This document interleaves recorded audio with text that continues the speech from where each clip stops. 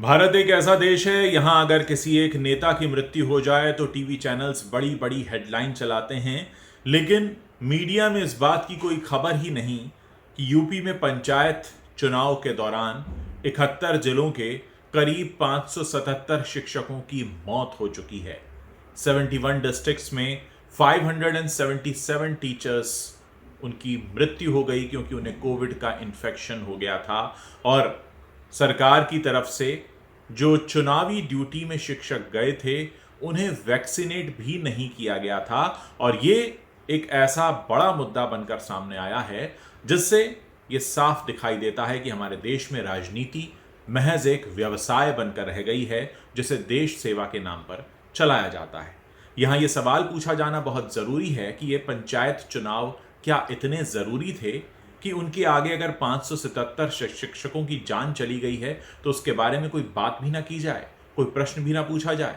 दूसरी तरफ एक बहस ये हो रही है कि इस बात का क्या सबूत है कि ये जो 577 शिक्षकों की मृत्यु हुई है इन्हें कोरोना चुनावी ड्यूटी के दौरान ही हुआ था। तो ऐसा तो अभी तक कोई मापदंड निकला नहीं है जिससे यह पता किया जा सके कि कौन से व्यक्ति को किस दिन और किस तरह से कोरोना का इन्फेक्शन हुआ। ऐसे में अगर चुनावी ड्यूटी पर 577 शिक्षकों की मृत्यु होती है तो निश्चित रूप से सरकार की जवाबदेही तो बनती ही है। और साथ ही मीडिया को भी सवाल पूछने चाहिए कि आखिर ऐसा क्या था उन पंचायती चुनावों में कि जिसके लिए शिक्षकों की जान को दांव पर लगा दिया गया।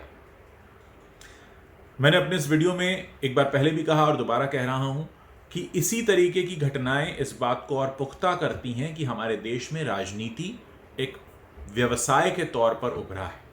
राजनीति जनसेवा के नाम पर होती है, देश सेवा के नाम पर होती है, लेकिन इसे सबसे ऊपर रख दिया जाता है और किसी की भी जान को दांव पर लगा दिया जाता है।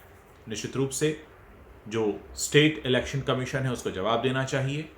और शिक्षक महासंघ के जो अध्यक्ष हैं उनका भी ये कहना है कि हमने पहले भी कहा था कि जो भी शिक्षक जा रहे हैं चुनावी ड्यूटी में उनको वैक्सीनेट किया जाए, लेकिन उनकी इस मांग को भी नजरअंदाज कर दिया गया।